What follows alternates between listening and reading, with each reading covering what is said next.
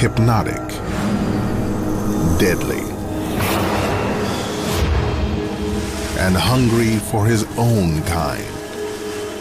Towering over a wild yet vulnerable kingdom, the king cobra, the largest venomous snake in the world, is powerful enough to kill a full-grown elephant, and we know almost nothing about it. But that's about to change. 2 king cobras, each surgically implanted with tracking devices, are leading researchers deep into the jungle and into a mysterious world of snake-on-snake violence, cannibalism, and surprising tenderness. Follow these pioneering serpents into their quickly disappearing realms, revealing secret lives no human has ever seen before.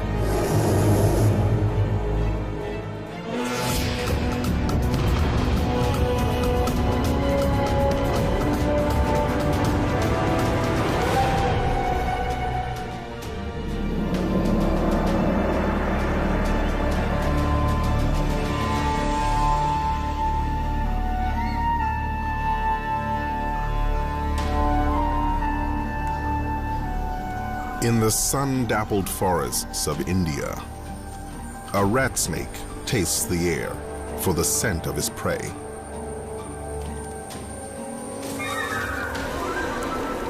So intent is the rat snake on his victim, he fails to notice the king.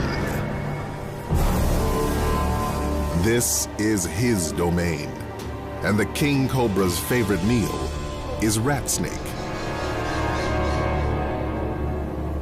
So a second hunt begins.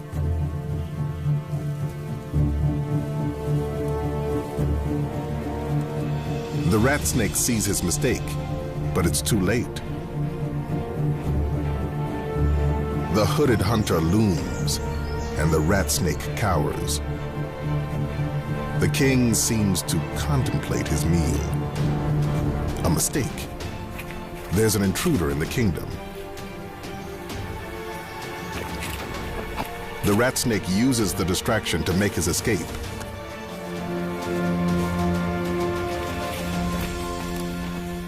The king's dinner will have to wait. The king cobra grows up to almost 5.5 meters and has ruled the forests of India for millions of years. But this ancient creature lives in an increasingly human world, and its kingdom grows smaller every year. King cobras reside throughout Indonesia, Malaysia, and much of Southeast Asia, but a mountain range along India's southwest coast, known as the Western Ghats, has perhaps the highest density of king cobras in the world. The Ghats are one of the wettest places on Earth.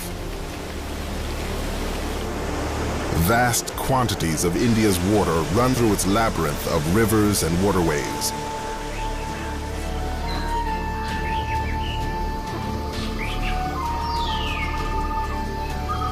Endless water providing for limitless life. And countless species.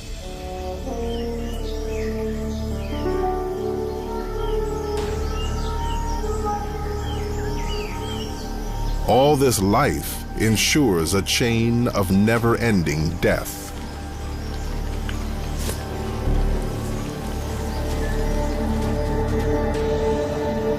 But it's the king cobra that rules these forests.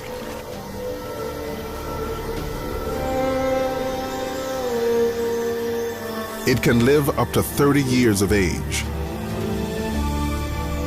and never stops growing. To accommodate this endless growth, the king must shed its skin 4 to 6 times a year. The first sign, its eyes become cloudy, from a milky secretion released to help separate old skin from new. When its eyes clear, it begins shedding. It can take up to 10 days to scrape the used flakes of itchy, irritable skin free. It's an anxious time in the life of a snake, and a bad time to seek out the company of humans. But houses offer warmth, shelter, and a choice of hiding places.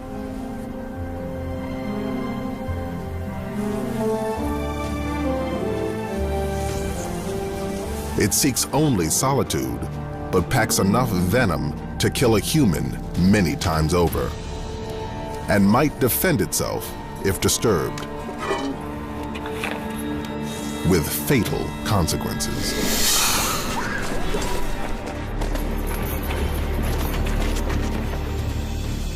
Fortunately, the villagers around here revere the king and know who to call when one takes up residence. Okay.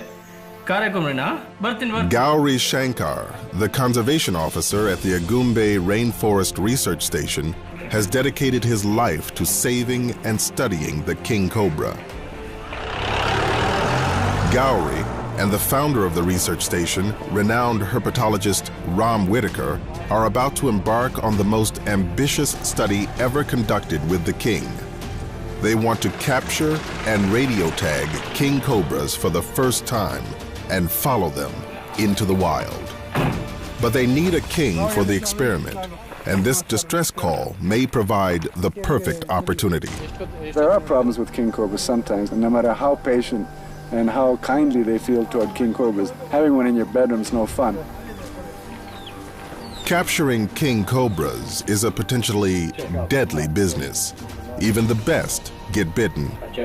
Yeah, just look. Gauri has been bitten once. Quite clear here. Ram's been struck twice, and he's now allergic to the antivenom. If it's anywhere, it's going to be under the baskets. I think I can see her already. Yeah, she's glistening under there. Easy does it, easy does it. Oh, man. Yep, and she's shedding her skin, too. He handles the nearly 3-meter king with an ease that comes only from decades of experience. She's really nice, Gauri. It looks like a female.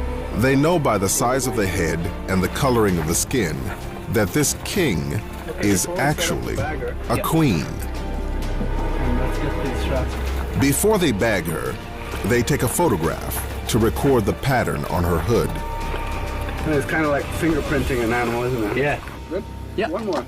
But to do this, they must make her open her Try to hood. get a good straight In other shot so words, it's all in focus. make her mad. That's where I go. Not something for the faint of heart. With these mugshots, they hope to assess how many snakes live in the area and keep tabs on snakes they've met before. Okay? A successful photo ID, and they offer her a dark escape. A capture bag fitted with a piece of PVC pipe. See the pipe? And the rescue is complete. You're just scared. Normally, they'd release her away from the village. But they've got much bigger plans for today's prize. They'll take her back to the research station to prep her for a groundbreaking role in Cobra research.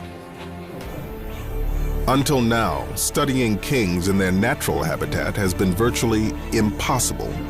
The forests are too dense and the snakes too elusive.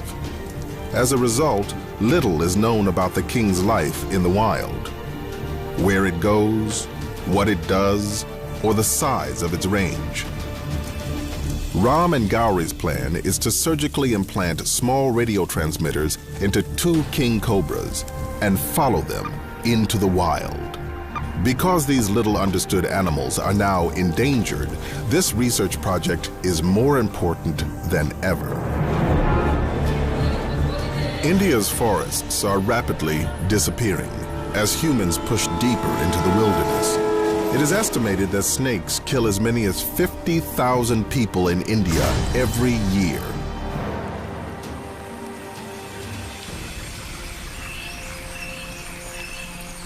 While the king cobra is the largest venomous snake in India, there have been only 4 reported deaths in South India in the past 20 years.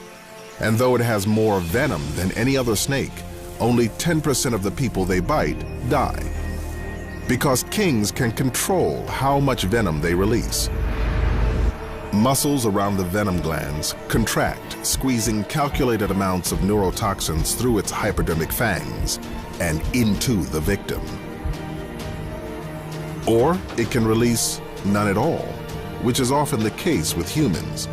After all, venom is valuable.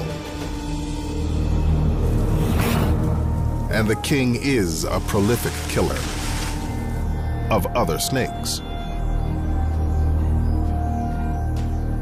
The king cobra's diet consists almost entirely of serpents.